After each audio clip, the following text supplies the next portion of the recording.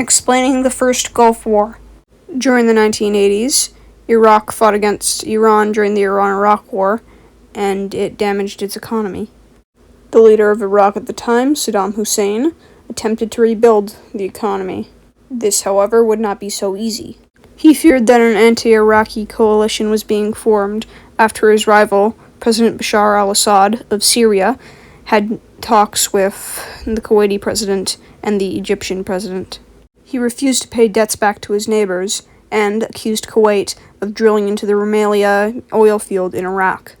He would also accuse Kuwait of breaking the oil production quotas set by OPEC, which would cost Iraq billions. Kuwait had long been claimed by Iraq because it was part of the Ottoman province of Basra. Saddam would threaten Kuwait with military action, saying that he was acting on the behalf of the United States. This was because during the Iran-Iraq War, Iraq had been supported by the United States, but after the war, relations between the two nations fell out because Iraq did diplomatic relations with the USSR. When the Iraqis moved their troops to the Kuwaiti border, the United States would have the Jeddah talks with them in the early 1990s. They would come to an agreement that Kuwait would pay Iraq, but out of the $10 billion that was supposed to be paid, only $9 billion was given to Iraq.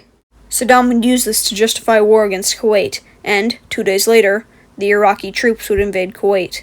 The Iraqi army was one of the strongest in the world at the time, and Kuwait's few thousand troops couldn't handle it and broke in only 2 days. The Kuwaiti government, along with thousands of Kuwaiti refugees, would then flee to Saudi Arabia.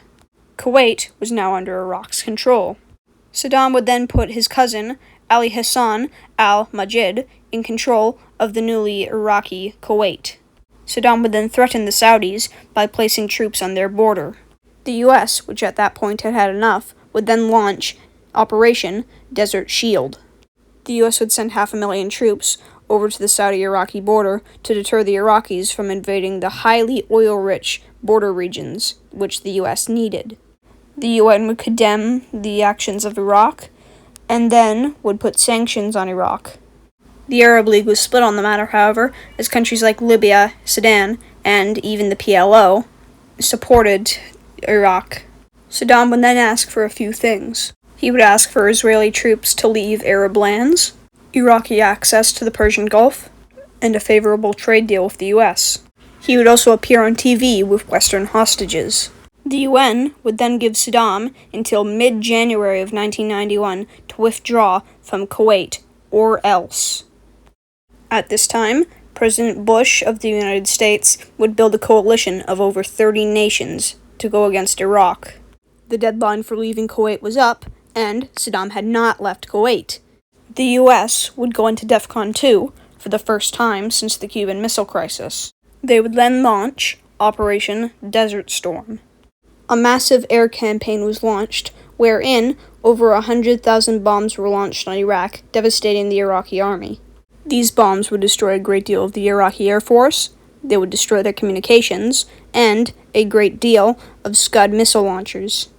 Saddam, in response to this, would then launch Scud missiles at Israel in hopes that Israel would declare war on Iraq, and then more Arab nations would start supporting him.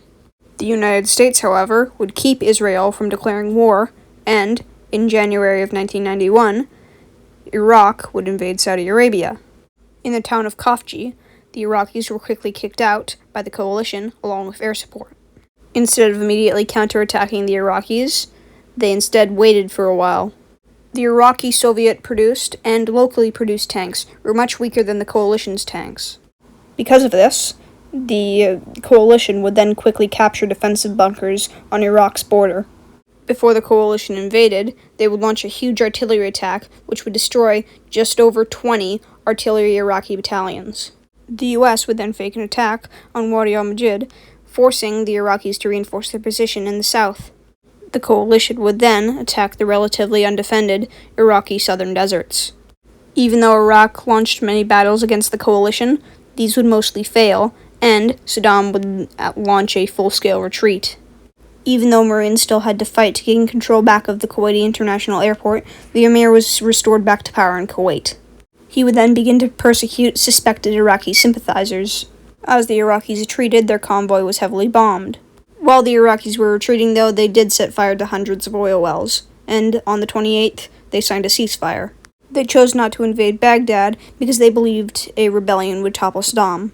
They were right about the rebellions. There would most certainly be rebellions, such as the Kurdish rebellion, but Saddam would quickly crush these.